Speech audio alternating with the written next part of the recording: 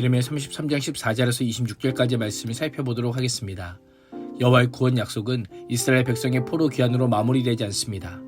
회복된 이스라엘 위에 세우실 다윗 왕가와 제사장직에 대한 회복 약속으로까지 이어집니다. 14절에서 18절은 여호와의 약속입니다. 여호와께서는 보라 내가 이스라엘 집과 유다 집에 대하여 일러준 선한 말을 성취할 날이 이르리라. 그날 그때에 내가 다윗에게서 한 공의로운 가지가 나게 하리니 그가 이 땅에서 정의와 공의를 실행할 것이라 라고 말씀합니다. 여기서 다윗은 역사적 인물 다윗이 아닌 다윗의 계보를 의미합니다. 공의로운이란 올바른, 공의, 의로움, 합법성이라는 뜻으로 하나님의 대표적인 속성이요 다윗의 계보에서 세워지는 왕이 합법적인 정통성을 지닌 왕임을 강조합니다. 엘리야김과 시드기야는 직계혈통으로 왕위를 계승한 자들이 아니라 외세의 뜻에 따라 세워짐으로 정통성이나 합법성에 있어서 결함을 가지고 있었습니다. 그러나 장차 오실 공의로운 가지는 이러한 왕들과는 전혀 다른 정통성이 있고 적법한 왕이 될 것이라고 말씀합니다. 다윗의 계보에서 나올 한 공의로운 가지는 바로 예수 그리스도를 가리킵니다. 마태는 마태복음 1장 1절을 아브라함과 다윗의 자손 예수 그리스도의 계보라라고 하며 예수 그리스도가 다윗의 계보에서 난 자임을 선포하는 것으로 시작합니다. 또한 바울은 로마서에서 예수 그리스도께서는 육신으로는 다윗의 혈통으로 나셨거라고 하며 예수 그리스도가 다윗 왕의 통치를 계승하여 완성할 왕으로 언급합니다. 예수 그리스도께서는 구약시대의 왕들과는 전혀 다른 왕으로 정의와 공의를 실행하실 것입니다. 정의와 공의는 하나님의 속성으로 예수 그리스도의 통치는 인간의 통치가 아닌 하나님의 통치를 구현하는 것이 될 것임을 말씀합니다.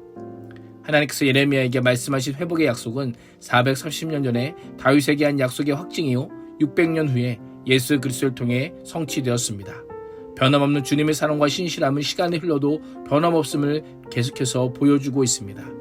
16절의 그날은 15절의 그날과 유사하지만 공의로운 가지를 통해 정의와 공의를 실행하는 날이라는 점에서 구별됩니다. 이 땅에 정의와 공의가 실행되는 날에 유다와 예루살렘이 회복될 것이며 예루살렘 성은 여호와는 우리의 의라고 하는 이름으로 불리게 되므로 메시아의 의로운 통치가 완벽히 이루어질 것임을 말씀합니다. 또한 끊어지지 아니하니라 라고 하는 표현을 반복 사용하여 17절은 이스라엘 집의 왕위에 앉을 사람이 다윗에게서 영원히 끊어지지 않을 것이라고 합니다. 사무엘하 7장에 다윗 언약을 떠올리게 합니다. 여호와께서 다윗의 왕위를 영원히 견고하게 해주실 것이라고 한 약속이 현실을 보면 성취되지 않을 것처럼 보여도 결코 끊어지지 않는다라는 겁니다. 18절은 제사장들을 레위 사람 제사장들도 끊어지지 아니하라고 하며 레위 지파의 제사장직의 회복을 예언합니다. 이를 통해 성전 복구, 제사를 드리는 일과 제사장직이 영원할 것임을 말씀합니다. 이 말씀은 궁극적으로 진정한 왕이요 선지자요 제사장이신 예수 그리스도께서 자신의 몸을 거룩한 제물로 삼아 단번에 십자가에서 들이심으로 모두 성취되었습니다. 19절에서 22절은 다윗과 레위인 제사장의 언약입니다. 하나님께서 낮과 밤이라고 하는 자연 법칙을 통해 다윗 왕가와 제사장직의 회복에 대해서 말씀합니다. 하나님께서 창조하실 때에 자연세계에 새겨두신 낮의 언약과 밤의 언약을 인간이 깨뜨리고 낮과 밤이 제 시간에 오지 못하게 할 수 있느냐라고 말씀합니다. 결코 깨뜨리지 못한다라고 합니다. 자연의 세계 질서가 영원 불변하듯 다윗에게 주신 그 언약도 영원히 변하지 않고 계속될 것임을 강조하여 말씀합니다. 22절은 여호와께서 다윗의 왕위를 잇는 후손과 레위 제사장 가문을 번성하게 하겠다라고 약속합니다. 그 확실성을 셀 수 없는 많은 하늘의 별과 측량할 수 없는 많은 바다의 모래에 비유합니다. 하나님께서는 이스라엘 조상들에게 하신 말씀을 떠올리게 합니다. 그때와의 차이점은 백성들이 아닌 왕위를 잇는 다윗 왕가와 레위 제사장들을 그 대상으로 한다라는 겁니다. 이를 통해 왕직과 제사장직이 매우 견고할 뿐 아니라 그 수에 있어서 크게 번성하게 됨을 알 수 있습니다. 오늘날 예수 그리스도의 믿음으로 하나님의 자녀가 된 사람들은 모두 왕같은 제사장입니다. 예수 그리스도께서 재림하시는 날 각 나라와 족속과 백성과 방언에서 나온 아무도 능히 셀 수 없는 큰 무리가 우리 하나님 앞에서 나라와 제사장들이 되어 하나님께 경배하며 찬송할 뿐 아니라 땅에서 왕노릇 할 것입니다. 23절에서 26절은 야곱의 회복입니다. 위로의 책이라 불리는 예레미야 30장에서 33장을 마무리하는 부분으로 앞서 언급된 내용을 반복합니다. 이스라엘 백성과 다윗 왕과의 회복에 대한 세 번째 약속입니다. 여호와께서 같은 내용을 세 번이나 반복하여 알려주신다는 것은 다윗 왕가와 제사장직의 회복이 얼마나 중요한지를 알 수 있습니다. 24절은 여호와께서 자기가 택하신 그들 중에 두 가게를 버리셨다라고 하며 버리신 이유는 내 백성을 멸시하고 자기들 앞에서 나라로 인정하지 아니하도다라고 합니다.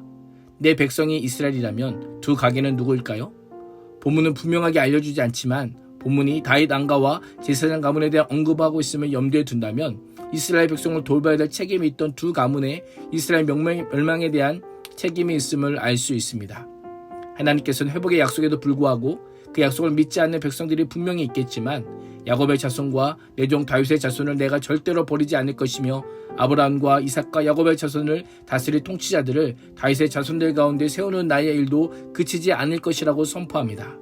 참으로 내가 이 백성을 불쌍히 여겨 그들 가운데 포로가 된 사람들을 돌아보겠다라고 말씀하시며 하나님의 극진한 사랑이 무엇인지를 보여줍니다. 불쌍히라고 하는 단어의 원형은 자궁 또는 태라고 하는 의미를 가진 동사로 자기 몸으로 낳은 자식을 향한 어머니의 무조건적이고 희생적인 사랑을 표현할 때 사용하는 단어입니다. 하나님께서는 귀환한 백성들에게 하나님의 모든 은혜와 자비와 사랑을 베풀어 주실 것을 약속합니다.